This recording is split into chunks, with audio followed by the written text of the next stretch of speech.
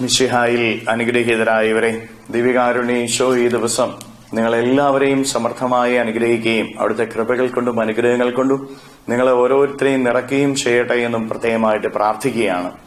വിശുദ്ധ മർക്കോസിന്റെ സുവിശേഷത്തിന്റെ 9-ാമത്തെ അധ്യായത്തിന് 33 മുതലുള്ള തിരുവചന ഭാഗങ്ങളില് നമ്മൾ കാണുന്നത് തങ്ങളിൽ ആരാണ് വലിയവരെന്ന് തർക്കിക്കുന്ന ശിഷ്യന്മാരെ കുറിച്ചാണ്.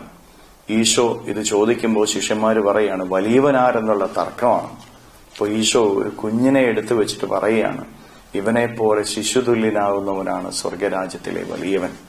പ്രിയപ്പെട്ടവരെ, ഭൂമിയിലെ ക്ഷണികമായ സ്ഥാനമാനങ്ങളെക്കാൾ പേരുപെരുമകളെക്കാൾ സ്വർഗത്തിൽ ഇടം നേടിയെടുക്കുക എന്നുള്ളതാണ് പ്രധാനം.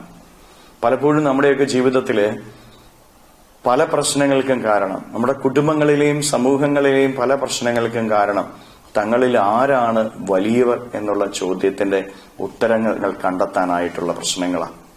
കാരണം കുടുംബത്തില്, സമൂഹങ്ങളില് വലിയ പ്രശ്നമായത് ആരാണ് വലിയവൻ.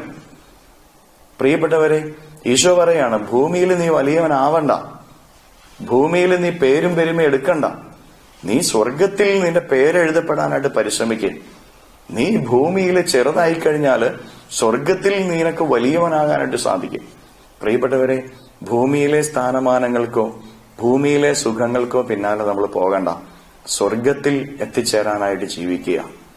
എളിമയില്, നന്മയില്, വിശുദ്ധിയില് ജീവിച്ചു കഴിഞ്ഞാൽ സ്വർഗത്തിൽ പോകാൻ പറ്റും. അതാണ് വലിയ കാര്യമായി ഈശോ നമ്മെ പഠിപ്പിക്കുന്നത്.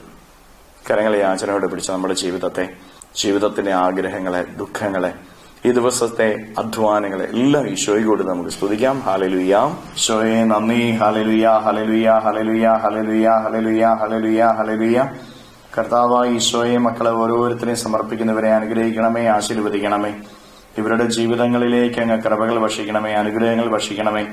ഈ ദിവസത്തെ ഇവരുടെ എല്ലാ കാര്യങ്ങളിലും അങ്ങയുടെ സാന്നിധ്യം ഉണ്ടാകട്ടെ. ഇവർ പോകുന്ന വഴികളിൽ അങ്ങ് ഇവരെ സംരക്ഷിക്കണമേ, പരിപാലിക്കണമേ. ഇവരുടെ ജീവിതത്തിൽ നിന്ന്, ജീവിതത്തിന്റെ വഴികളിൽ നിന്ന് സർവ്വ തിന്മകളും, ബന്ധനങ്ങളും, കെട്ടുകളും, പിശാചിന്റെ ഉപദ്രവങ്ങളും, നാരകീയ ശക്തിയുള്ള പ്രവർത്തനങ്ങള്, ആപത്തുകൾ, അപകടങ്ങൾ, ശാപങ്ങൾ, ദുരിതങ്ങൾ, പീഡകള് ദിവ്യകാരുണ്യത്താൽ ബന്ധിച്ചു നിർവീര്യമാക്കി നരകാഗ്നിയിലേക്ക് അട്ടിപ്പായിക്കുന്നു. എല്ലാ കെട്ടുകളും ഇവരുടെ ജീവിതത്തിൽ നിന്ന് അഴിയട്ടെ എന്ന് കൽപ്പിക്കുന്നു. Hallelujah, hallelujah, hallelujah, hallelujah. നിത്യം പിതാവും പുത്രനും പരിശുദ്ധാത്മാവുമായ സർവേശ്വരായ എന്നേക്കും ആമേൻ.